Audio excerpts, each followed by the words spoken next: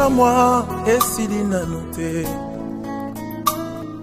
kosala olemba nanu te Yesu oyo osalaki lobi lelo ozosala yango. Bonjour peuple de Dieu, bonjour bien-aimés dans le Seigneur. Vous êtes dans votre émission Héritage Gaîté. Et ces exhortations, c'est pour vous aider à continuer à avoir votre gaieté. J'aimerais pour cette fois-ci terminer cette série de face à la tentation. Je n'aurai pas assez de temps pour résumer ce qu'on s'est dit dans les 3 premières émissions, faute de temps, parce qu'aujourd'hui j'aimerais nous parler sur une chose. Quand vous êtes face à la tentation, mais plus encore, j'aimerais parler à ceux-là qui sont déjà tombés. C'est là qu'on s'était arrêté à l'émission passée. À ceux-là qui sont déjà tombés, qui disent « Délivre-nous du malin ». 2 choses à ne pas faire et une chose à faire. Quand vous êtes tombé face à une tentation, n'imitez pas ces 2 personnes. Ils ne sont pas un exemple. N'imitez pas ce couple, Genèse chapitre 3. N'imitez pas ce couple, le couple d'Adam et Ève. Quand Dieu vient après la tentation du serpent, il dit à Adam, mais où es-tu? Adam, il dit non, c'est pas moi, c'est la femme. Quand on demande à Ève, Ève dit aussi, non, c'est pas moi, c'est le serpent. Et beaucoup de gens réagissent comme ça. Oh, Bariniangusha, Yenjariangusha. Vous savez, quand on était à l'école primaire, on avait toujours cette bonne manière de dire, c'est lui qui a commencé. Comment il a commencé? Et à l'église, maintenant, tout le monde, non, c'est cette sœur qui m'avait fait tomber. Bien aimé, arrêtons, bien aimé, il ne faut pas projeter toujours la faute chez l'autre. On a une église, on a une race de personnes qui, elles, ne sont pas responsables de leurs actes. Et ils les projettent toujours à autre chose. C'est comme mes enfants, des fois, quand ils abîment quelque chose et que vous arrivez, qui a fait ça? Tout le monde porte le poste, non, c'est pas moi. Personne n'est responsable, pas moi. Pas moi. Même quand vous grondez, pas moi. Et la dernière fois, c'est à l'heure de la prière que mon cadet lève les mains et dit, papa, j'ai besoin de dire une chose. C'était moi qui avais cassé l'ordinateur, mais toute la journée, il n'a fait que dire avec ses soeurs, pas moi. Et même tout le monde qui savait que c'était lui. Et beaucoup de gens tombent dans cette histoire. C'est l'autre. C'est à cause de l'autre. Dieu, c'est pas moi. C'est ma souffrance. C'est parce que je n'avais pas de parents. C'est parce que je n'avais pas d'argent. Non, parce que c'est cette fille qui était venue en mini-jeep. Non, parce que c'est celui qui m'avait invité chez lui à la maison. Non, bien-aimé, sois conséquent. N'imite pas aussi cet homme.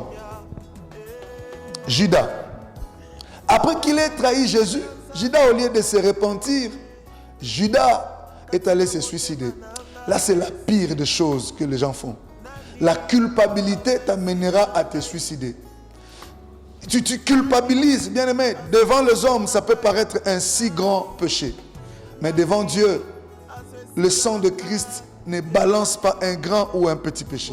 Ne tombe pas dans la culpabilité. Ne meurs pas dans la culpabilité. La culpabilité t'amènera au suicide. N'abandonne pas la foi. Oh non, tout le monde connaît à l'église, tout le monde connaît dans le quartier. C'est compliqué, je ne sais pas supporter. Ne te suicide pas. Au contraire, imite cet homme. Vous savez, cet homme, il s'appelle Pierre. Pierre a trahi Jésus 3 fois. Le coq a chanté. Mais Pierre a l'attitude que je veux t'exhorter à prendre. Pierre est allé pleurer ce péché.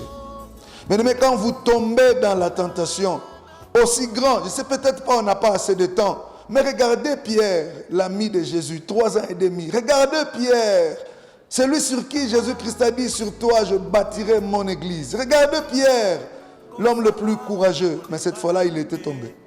Mais Pierre est sage. Et c'est la sagesse que j'aimerais te donner ce matin. Il faut te repentir. Va pleurer. Mets-toi à genoux, pleure. N'imite pas Adam, ne projette pas sur quelqu'un d'autre. Endosse, encaisse, sois responsable. N'ignore pas, ne jette pas ça sur quelqu'un d'autre, ne te culpabilise pas. Parce que le diable va te culpabiliser, va te dire, est-ce que ce que tu as fait, Dieu va te pardonner. Ésaïe nous dit, si nos péchés sont noirs comme la cramoisie, il peut le rendre plus blanc que la neige. Aussi grand que tes péchés, aussi grand que la grâce. Et si et seulement si tu te repens sincèrement, imite aussi cet homme. l'enfant prodigue. Il a gaspillé l'argent de son père. Il a perdu tout l'argent de son père. Mais il s'est dit en lui-même, je rentrerai. Ça, c'est la conscience. Et il a fait un mouvement. Bien aimé, j'aimerais t'inviter. Fais un mouvement. Quand tu reprends la conscience, fais un mouvement. La repentance, ça ne se passe pas ici. On doit le confesser. Romains 10, 9. Si tu crois dans ton cœur, tu es sauvé. Mais si tu confesses de ta bouche, déclare. Et Dieu va te pardonner. Que Dieu vous bénisse.